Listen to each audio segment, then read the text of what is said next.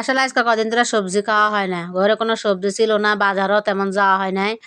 তাই ভাবছিলাম আজকে একটা সবজি রান্না করব, তাই বাড়ির পাশ থেকে কিছু কচু কাইটা নিয়ে আসলাম।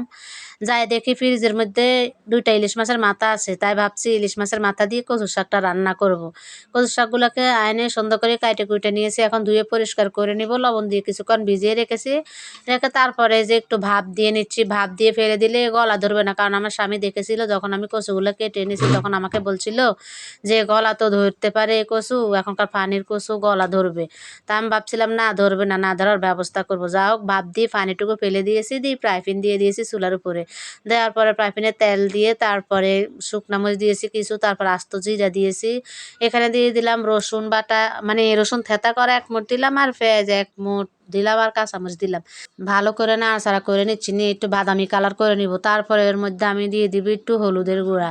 হলুদের গুঁড়া দিয়ে দিলে একটু কালার আসবে, তাই একটু হলুদের গুঁড়া দিয়ে দিলাম, যেহেতু এই কচুর শাকগুলো একটু কালো। দিয়ে একটু পানি দিয়ে দিয়েছি, পানিটা দেওয়ার পরে ভালোভাবে একটু নাড়াচাড়া করে কষিয়ে নিচ্ছি হলুদের কাঁচা গন্ধটা যাওয়ার জন্যে। তারপরে স্বাদ মতন লবণ দিয়ে দিচ্ছি, লবণটা দিয়েও আবার ভালো করে নাড়াচাড়া করে নিচ্ছি।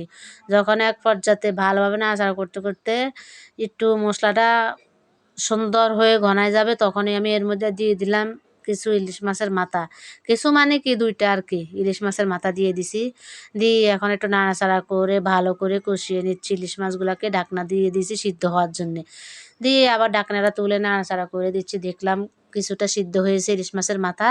তারপর আমি যে কচুর শাকগুলা ভাপ দিয়ে নিয়েছি ওই কচুর শাকগুলা দিয়ে দিয়েছি, দিয়ে এখন ভালো করে উল্টে পাল্টে নাড়াচাড়া করে দিচ্ছি।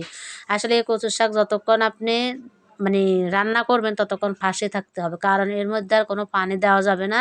তাই কতক্ষণ পর পর নাড়াচাড়া করে দিতে হবে। আমি আবার ঢাকনা দিয়ে দিয়েছি, দিয়ে ঢাকনাটা তুলে এখন আবার নাড়াচাড়া করে দিচ্ছি, না হলে নিচে দিয়ে লেগে যেতে পারে। ঢাকনাও বেশিক্ষণ দিয়ে রাখা যাবে না, কারণ এর তো পানি শুকনায়, কিন্তু কি ঢাকনা থেকে যেটুকু পানি বের হয়েছে ওইটুকু পানিকে আমাকে নাড়াচাড়া করে শুকিয়ে নিতে হবে। তারপরে আমি এই যে বললাম না গলা ধরবে, এই জন্য দিয়ে দিয়েছি একটু তেঁতুল। তেঁতুলটা দিয়ে এখন আবার একটু নাড়াচাড়া করে দিচ্ছি। এই কচুর শাকটাকে অনবরত নাড়াচাড়া করে যেতে হবে, কারণ এখন তো তেমন পানি নাই, তাই একটু ভালো করে নাড়াচাড়া করে নিতে হবে। আবারও একটু ঢাকনা দিয়ে দিয়েছি, দিয়ে এই যে ঢাকনাটা তুলে এখন একদম নাড়াচাড়া করতে করতে পানি একদম শুকিয়ে নিয়েছি। এই যে হয়ে গেল আমার কচুর শাক রান্না। তো কার কাছে কেমন লাগলো আমার এই কচুর শাকের রেসিপিটা, ইলিশ মাছের মাথা দিয়ে যদি ভালো লেগে থাকে অবশ্যই লাইক কমেন্ট শেয়ার করবেন। আসলে আমি কিন্তু কি নতুন নতুন কোনো আইটেম দেখাচ্ছি না আপনাদেরকে, আমি রোজ যে রান্নাগুলো করি ওই রান্নাগুলোই আপনাদের সাথে শেয়ার করি। তো আজকের ভিডিও পর্যন্তই, আল্লাহ হাফেজ।